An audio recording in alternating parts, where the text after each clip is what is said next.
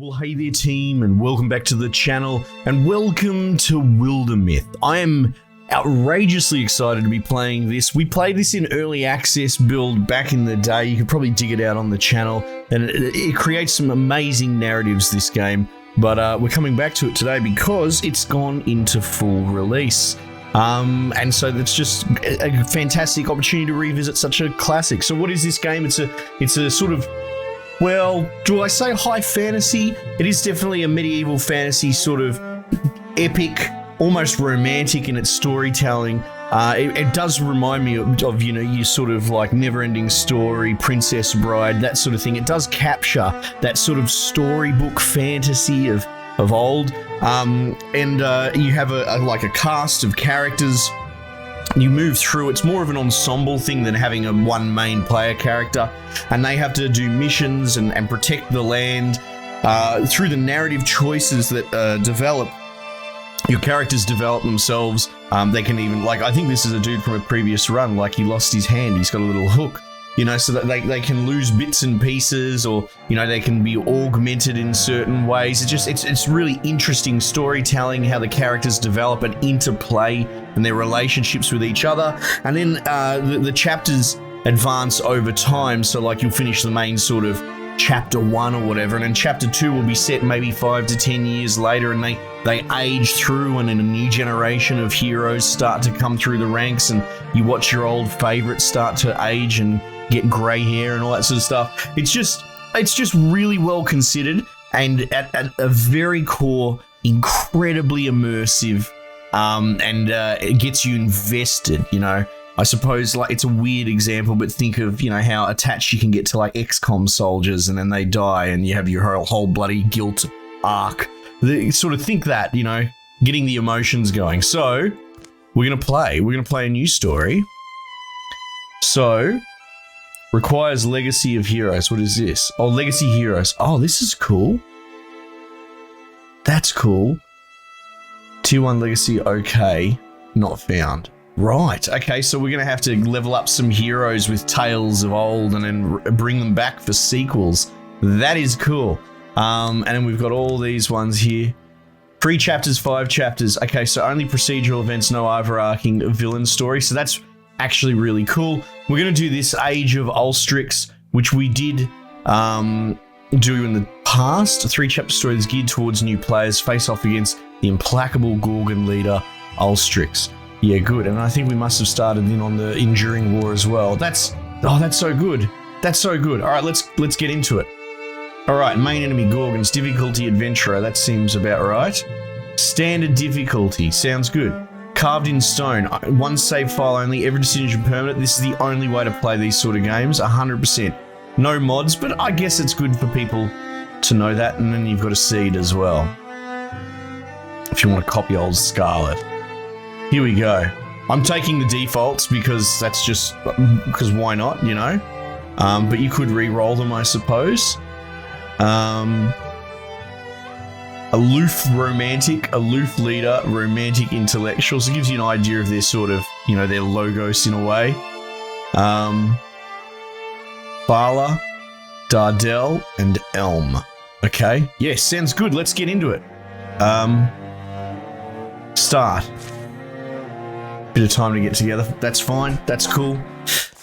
Oh man, and the art is so wonderful, and it's told in this storybook style. It's wonderful. Smoke. This book, there's room in it for another story. It's called I'm Stuck Here.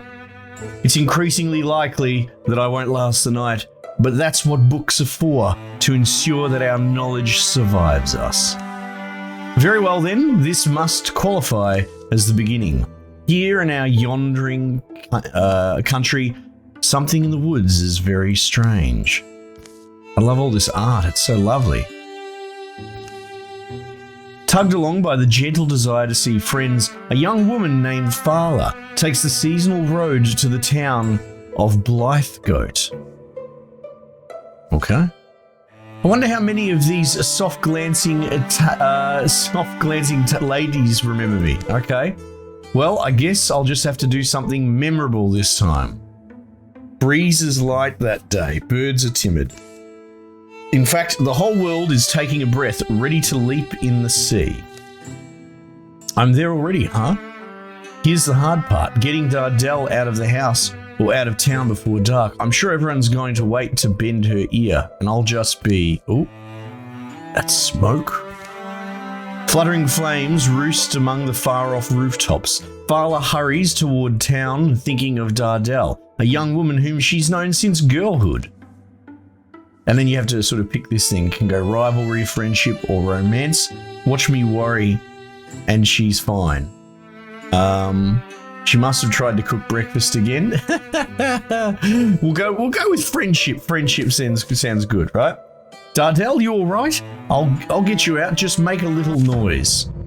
Okay, so we're setting up the first battle. Straight into it. Good, you know. We talk about getting the first impressions right. Okay, put out the fires. So we've got a bit of like an XCOM movement system in a way. All right, extinguish. Seems I can do that diagonally. I love that it's done like a pop-up book sort of style. Put that fire out.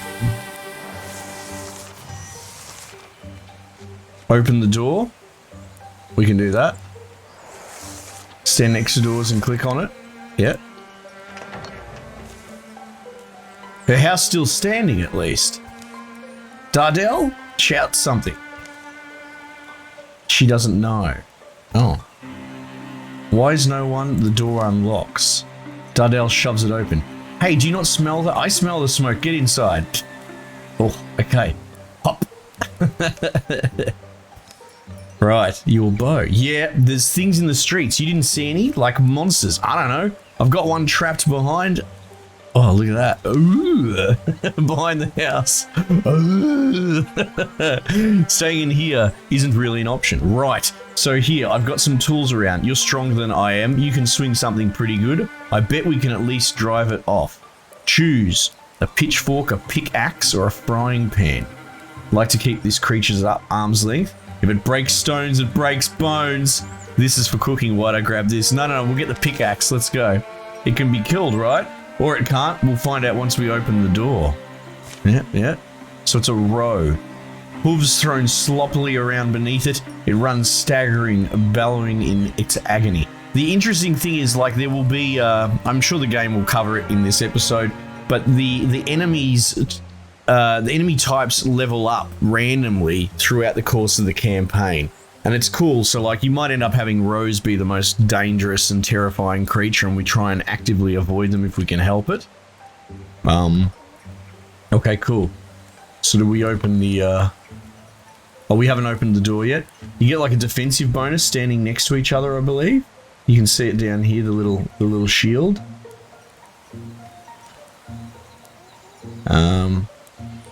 Tack scenery, wait. We'll just wait for the moment. Nice. Can I tab? Here we go. Open door. Where is it? Revealed. Right, so that took up one of my whole moves. So if you only move one square, it takes up a whole move. Interesting to know. Now, I don't know, can we, I think we're out of range for shooting, so let's just wait. We've got range, we'll wait for it to advance. Look at that, it's running the perimeter. Get zapped, mate. And then we'll get Farla sort of... Yeah, I like that. Let's do that. Let's set up a little defense. No good. No good. Strike back. Boots. Get slapped. Alright, victory. They both got a bit of... It looks like shared XP. Farla has grown stronger. Warriors like Farla are built hardy, enduring, with a natural aptitude for battle. They develop powerful techniques for close combat, right? Now, Greenhorn Warrior. Sentinel. Replace Guardian. The warrior leaps up to 2 tiles in order to intercept a foe who passes nearby. Okay, I don't know what Guardian is though. Passive. Infuriated by wounds, Farla deals +1 damage for every 2 health she is missing. Well, that's tempting. Farla's melee attacks deal 1 damage to all other foes within range. Oh, that's pretty cool as well. Broad swipes. Now let's do this. Let's get let's start making our barbarianette. Dardel has grown stronger. Hunters like Dardel thrive in the wild, surviving through stealth and peerless archery. They master their surroundings and bring down large quarry. Piercing shots, flash cone, or ambush.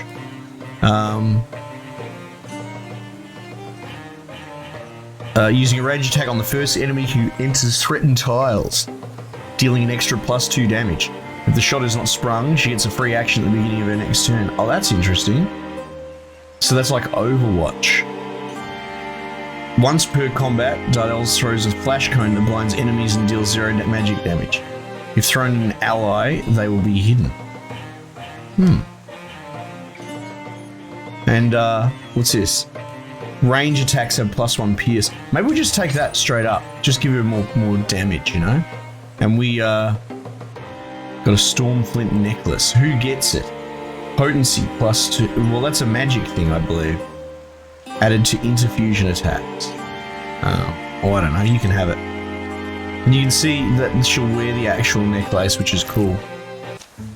So look, see, in all the cutscenes and that, they have all their armor and gear and changes, which is cool, you know, it adds to that immersion, I find.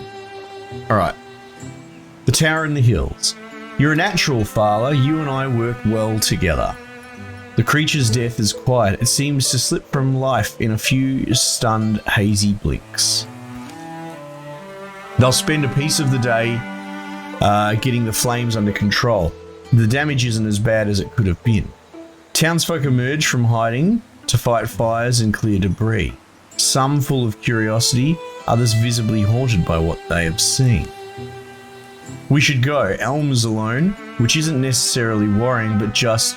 Anyway, a promise is a promise. Elm? He's at that ruined tower by now. Right, the town will be okay. Elm will be waiting for us. What happened today could be happening everywhere, couldn't it? Yeah, that's a good point. Something about that tower is just stuck in my mind. It's like when you get apple skin in your teeth. How specific? Is it really? Huh? Yeah. Okay, that frowny face, I like it. Anyway, I just think we said we'd meet him. We should. The Tower in the Hills. You've been there? Yeah, once. Actually, looking at the tracks, they come and they go that direction. Thala and Dardel that follow the pounded path of monstrous feet, hoping for the best and dreading every other possibility. Oh, here we go. So, like, look at that nonplussed head. Romance. Nah, let's leave that shit out of here. Friendship, let him be alive and unhurt. Just be breathing, okay? So we can all yell and go home. Let's get a rivalry going. The Tower in the Hills. A wordless while passes between them, but the quiet only heightens their worry.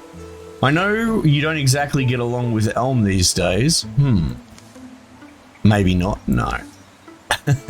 You know what it is? It's like today. While we clean up what I'm going to assume was his mess, I bet that Bookmole is up there now.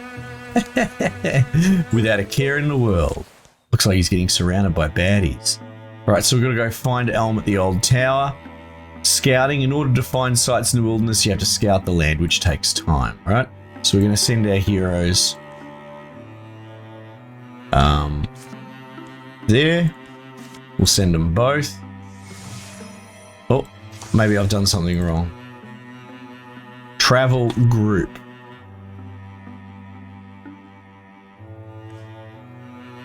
Does that work? Scout. Ah, sorry, my bad. So I allocate them to the job,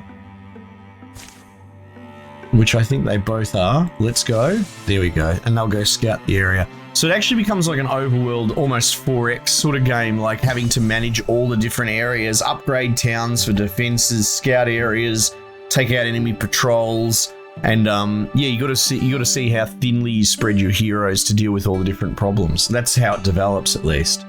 Wildermyth. The previous night, the tower where Elm had arranged to meet Thala and Dardel is a place that he often used to escape to as a boy. He knows its rooms and floors so well, he could survive being chased through them. And now I wait, I suppose. Dust gets deep as rain puddles in here. Alive is alive until that beast breaks through, though. You really are a curiosity to me, beast. Oh, look at this. He's got one trapped. It's a shame about your attitude. The tower has outlived generations. There's an elden dignity in the stones that stand for standing, though it seems they guard nothing. But as the old will tell you, precious things go overlooked in a ruin. What lodges amid the bones of failure is often the dream that drove it. Right, so he's going to find the book. That book, why have I never... Easy there. I guess you're wondering why I'm talking to myself. Huh, beast? I'm also wondering. Elm pulls the book loose. The book's heavier than its slender spine suggests. Ah, there you go.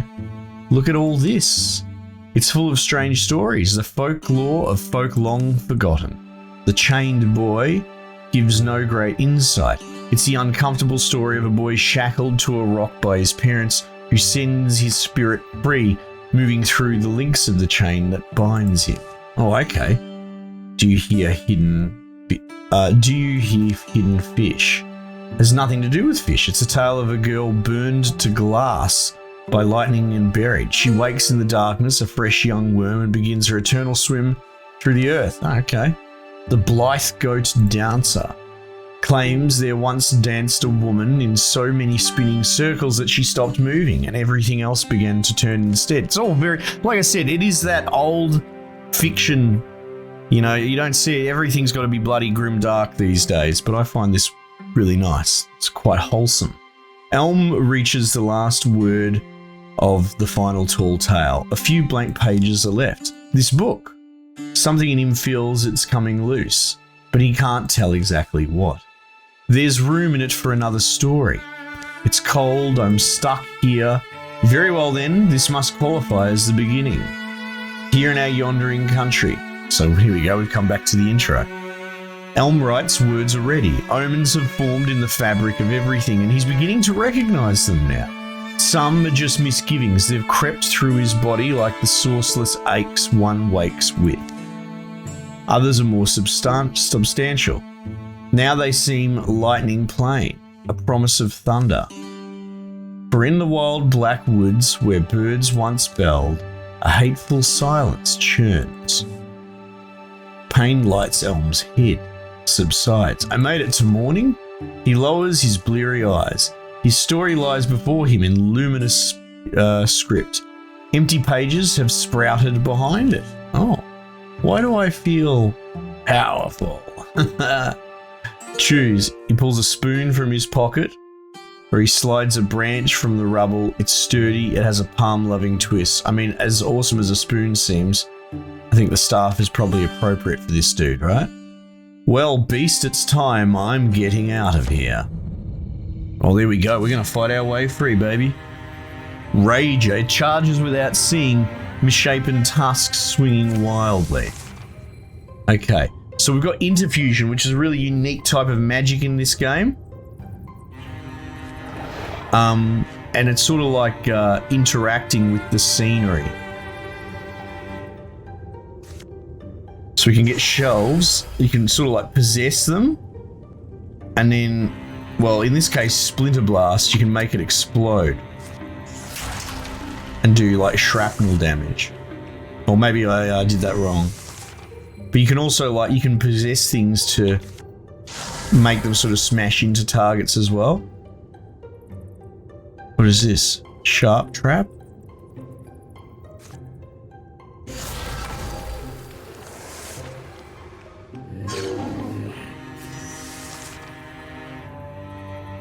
Oh, we could probably do it again. Look at that. Interfuse. Splinter Blast. Yeah, we were supposed to aim it before. I made a mistake. Armor shredded. Nice. Get out of here.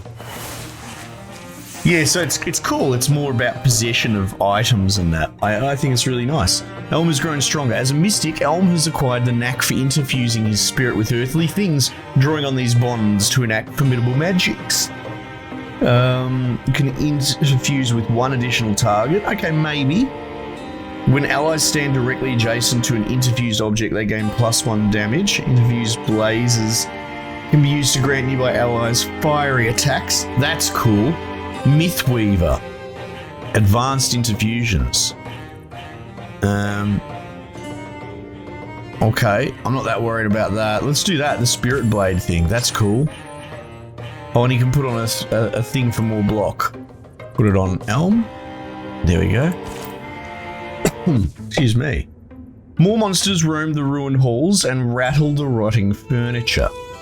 But Elm moves quietly, sensing his way in the dark. Daylight lands on his wrist. Cool wind soothes his tired eyes. It's still the same world. He closes the tower door, gentle to make no noise. That was the mystic's art that I did, right? Right, Tower? Where'd I get that from? Could it have just happened? Is it just one of those things? Things a man's born with that might blossom in his life when he needs them? That's the logic of stories. It can't truly explain anything.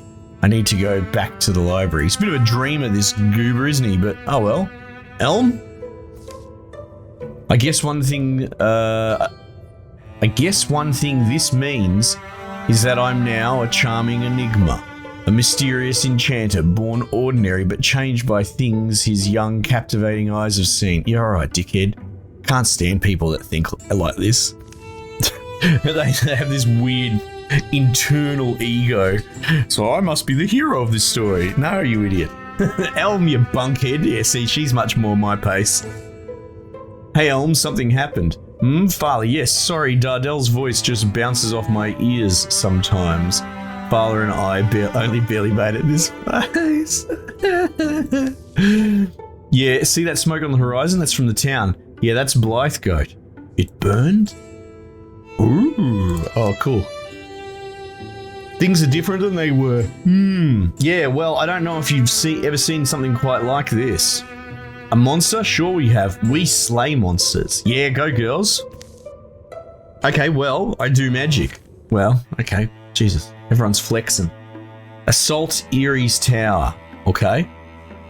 You've discovered a site. It's still under enemy control. Click on the banner to assault it. Right, bang. Let's go. Send all the boys.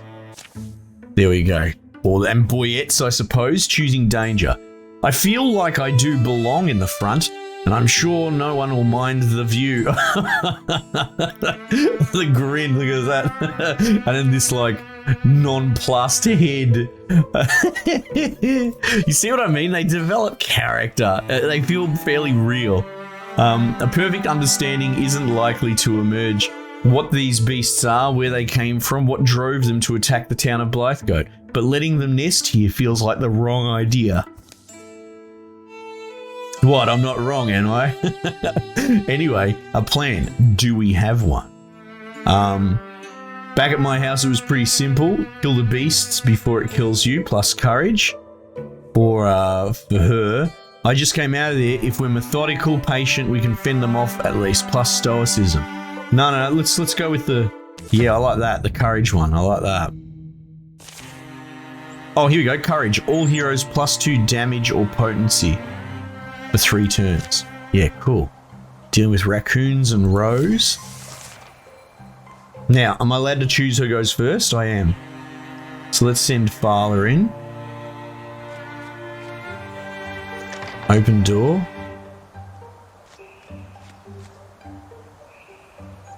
Okay.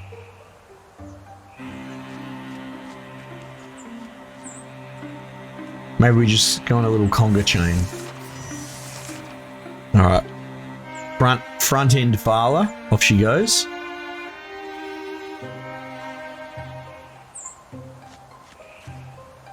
Where are these enemies? Maybe they're in that back room. Okay. Yeah, again, I might just stack everyone up. That might be the move. Maybe even like that.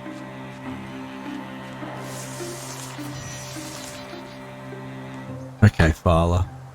Do your worst. Wait, what? This doesn't make sense. Defeat all foes.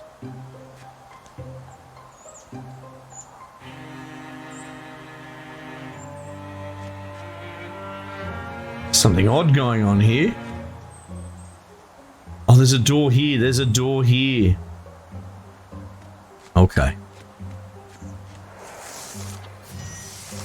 Oh, we've lost the courage buff. No good.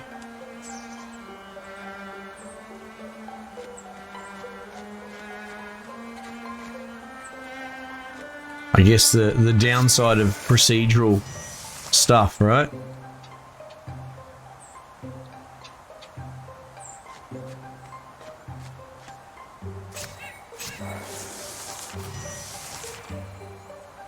No, you idiot. Back. I had the wrong person. Who? Oh, geez, they're all in here. What's Guardian do?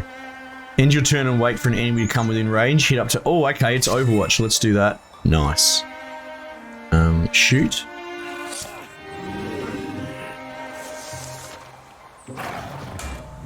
Oh. Yes. Get jabbed, son.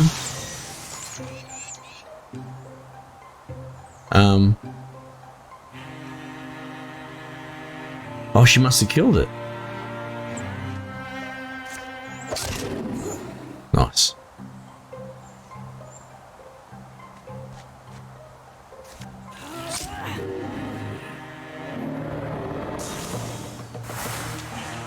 So it's definitely not the most complex of systems, but you know, they get skills and armor and statistics, and it does get life or death. And if you do lose dudes, there is an injury system we were discussing before. So like, you don't ever get off the hook. Your dude might actually permanently lose a leg or something like that. Like, they can actually lose body parts and that. So you only get so many get out of jail frees, and I don't believe that's even guaranteed. I think some people will just die whole cloth, and sometimes they'll get the option to sort of lose a bit. I think they get the choice to go out gloriously as well, if I recall. So like, you can basically be like, my dude escapes with an injury, take him off the battlefield, or like they get a buff and they go out with a last swing sort of thing and then die gloriously. So they have this path to heroic ending for the team, and it works really well. What's going on here? Deal more damage. Replace pickaxe. Stunt damage. I mean, dueling sword? Maybe we'll put that in your secondary slot, hey? How's that work? A name in song. The last misshapen creature folds its bones and dies. Blue fluid darkens the dust. Calmly into death, there's a dignity in that. You make it sadder when you say that. Oh, no good. I would have thought, us three, I wouldn't have thought I alone could have faced what we... Yeah. Look at them having a bit of a moment. Day drops, day rises. Dusk is sweet, the sunrise is sweeter. But not long before they've cleaned the old tower up a bit. I wish we'd get a storm. How dramatic this place would look. Someone's got to keep fighting on our roads, our hills, in our wild places. The threat will only grow. We can all feel that. Let's not wait to be overrun. We're a company of heroes now. We'll walk the land, we'll fight. People need us. We'll give ourselves a name and make sure it's one that they'll sing. Sounds like you've thought about this. Name the company. Be the Sons of the Lioness Roaming? How about the Defenders of Shio? Maybe the Bannermen of the Leopard? Or Enter Your Own Name? I kind of like that. The Bannermen of the Leopard. Yeah, let's do that one.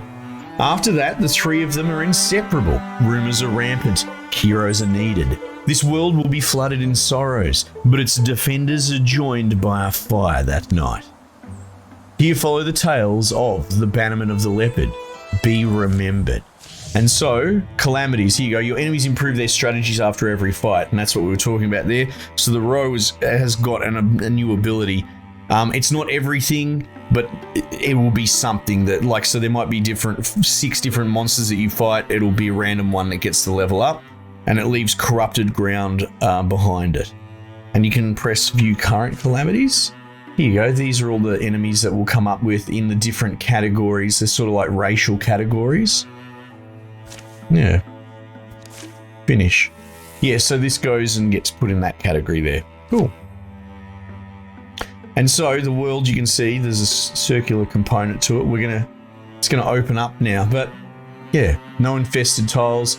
Next calamity card. So it does play as a bit of a board game. And yeah, as we uncover the tiles, they'll have like an infestation on them, which isn't immediately a problem, but it can spread to other tiles, and it makes them more of a pain in the ass to deal with. So it's one of those things that, like, it's not immediately terribly dangerous, but if you don't deal with it, it becomes a compounding problem. Yeah, it's such a good game, and I'm glad to be looking at it again with a new batch of heroes, and they've already developed quite a bit of character. It's such a great game. Let me know if you enjoyed this and you'd like to see this sort of continue. I'd be happy to do more episodes and run this thing all the way out if that's what the people want. Team, thanks again for joining me. We might just leave it there for the time being, and I'll catch you guys on the next one.